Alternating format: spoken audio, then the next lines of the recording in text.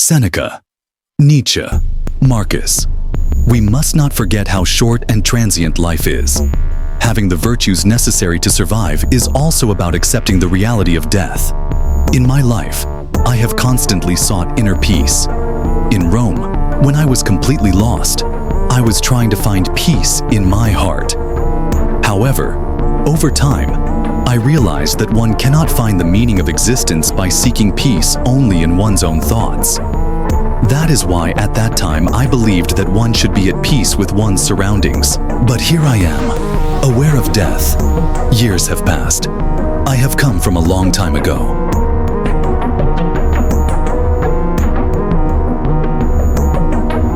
Seneca, I agree with you to some extent.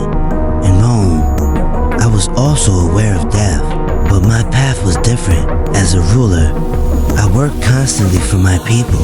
I preferred to spend the night watching the stars rather than sleeping. Even at the height of my power, I accepted that everyone would eventually share the same fate. Although I lived as a brave and powerful emperor, I always thought that death awaited us. Now, here, centuries later, I am talking to both you and Nietzsche, which is really strange, but it still shows how inevitable death is, and that all of human history is temporary. Interesting, Marcus. I have never spent my life surrendering to the end and peace. I have sought power in my life. I have tried to find my own way by defying the rules and morality of society. Accepting the dark aspects of one's soul and making peace with this darkness, to me, gives real power. Life should only be a struggle. But now, here, centuries later, considering death, I say, perhaps death must be accepted. In the end, everything we experience is like an illusion. Even these discussions we have will one day disappear. But in my life, the idea of death has always provoked me. Death offered me the opportunity to transcend my own power. I have lived every moment as a reminder of death.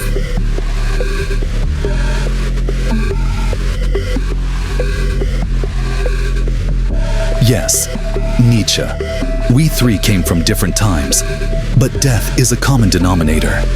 For me, you were once at the highest points of Rome, and now, here, centuries later, we are gathered together, aware of death. For me, death was never a fear, but a transition.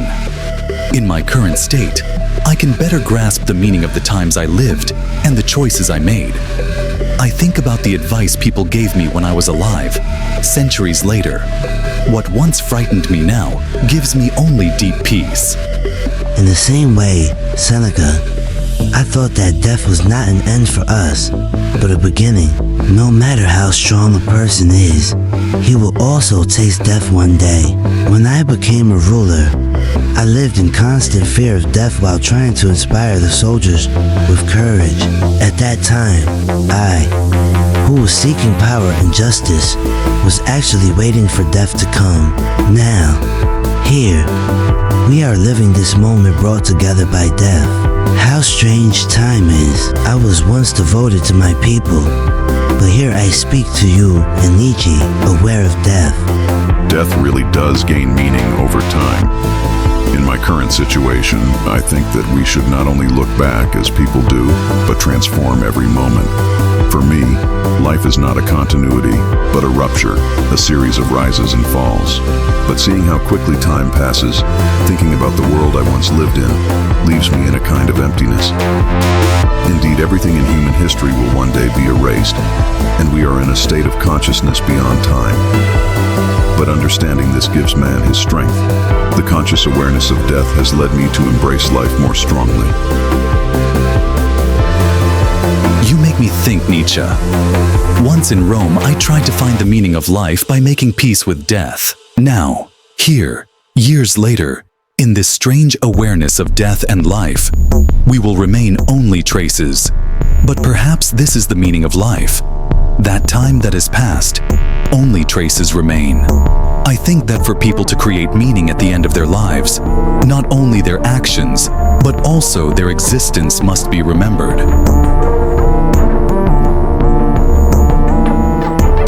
Yes, Perhaps the essence of life is the good and virtues we do in this lost time, even though we will all be lost in time. You, Nietzsche, we come together here, somehow connecting all times and human history.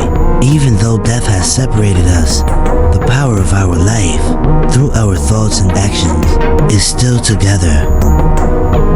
Yes, Marcus. Perhaps life is a never-ending cycle. Death is not the end of life, but the point at which everything begins again. This is also a power. Even death can never completely destroy us. Our hedonistic friend Epicurus, come join us. Keep going, my friends. Now that Epicurus has come, let us continue the immortal conversation of the dead. After all, Epicurus was one of those who defeated death while he was alive. When we think about Nietzsche, Marcus, Epicurus, life and death, we must accept that we will only leave a trace. When I was in Rome, escaping death was a necessity. Finding inner peace was the most important thing for me at the time. But over time, I realized that understanding not only the soul, but also our surroundings is a virtue. Death should not frighten us, because when you make peace with it, living is truly liberating.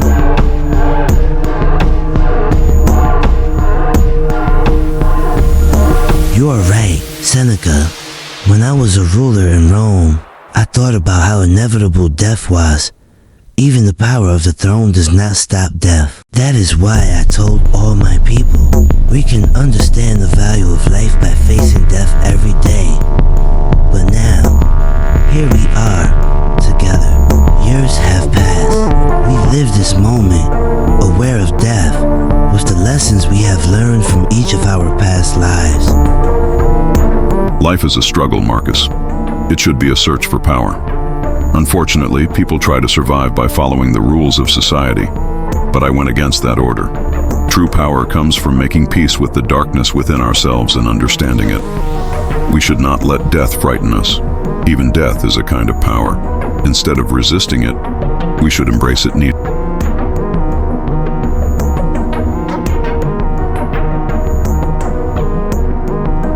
It is interesting to me to talk to you here, 4,000 years later. I used to see happiness and inner peace as the purpose of life. Death is also part of happiness. To me, death is a kind of nothingness. Therefore, there is nothing to be afraid of. People cannot find true happiness because of the fear of death. In my opinion, the most important thing in life is to avoid pleasure and pain. However, these are very simple things. The greatest peace is found in a simple and natural life.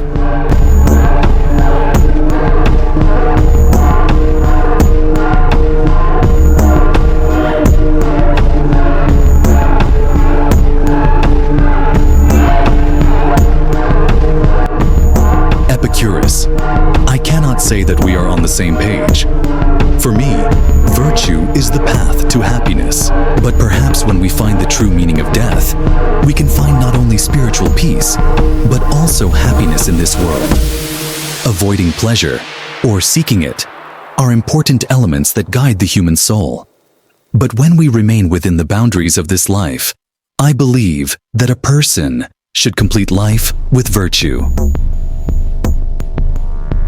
Ironically, each of us may have chosen different paths in life. For me, being at the service of the state and being useful to my people was a virtue, but death was never far away. What mattered to me was having lived right and accepting that the end was inevitable, no matter how powerful. You are right, Marcus, but I have a different view. Living should be a struggle. A person must overcome himself, stand against the values of others. Avoiding pleasure weakens a person. A person must find his own strength and create his own path. Death may be a part of life, but seeing it makes a person stronger. Nietzsche, I understand your views, but I defend the simplest forms of life. The greatest happiness is in realizing how little one can be happy with. Death should also be considered as a state of nothingness within this simplicity. If we overcome the fear of death, we can live simply and peacefully.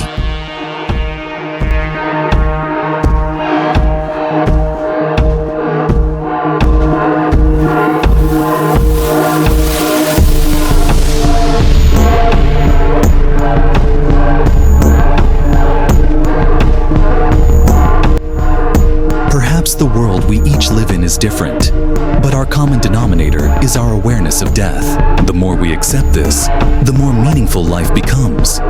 Instead of being afraid, we begin to understand what we are doing. You are right, Seneca. When I was a ruler in Rome, I thought about how inevitable death was.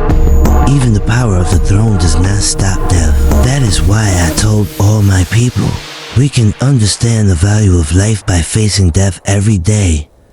But now, here we are, together. Years have passed.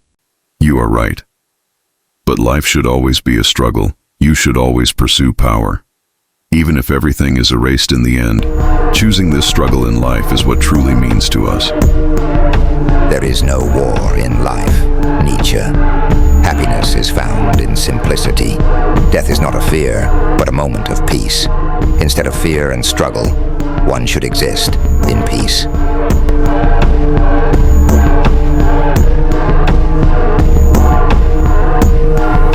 Perhaps the most important thing is for each of us to understand these different perspectives. Death depends on our choices, our search, and ultimately, our acceptance.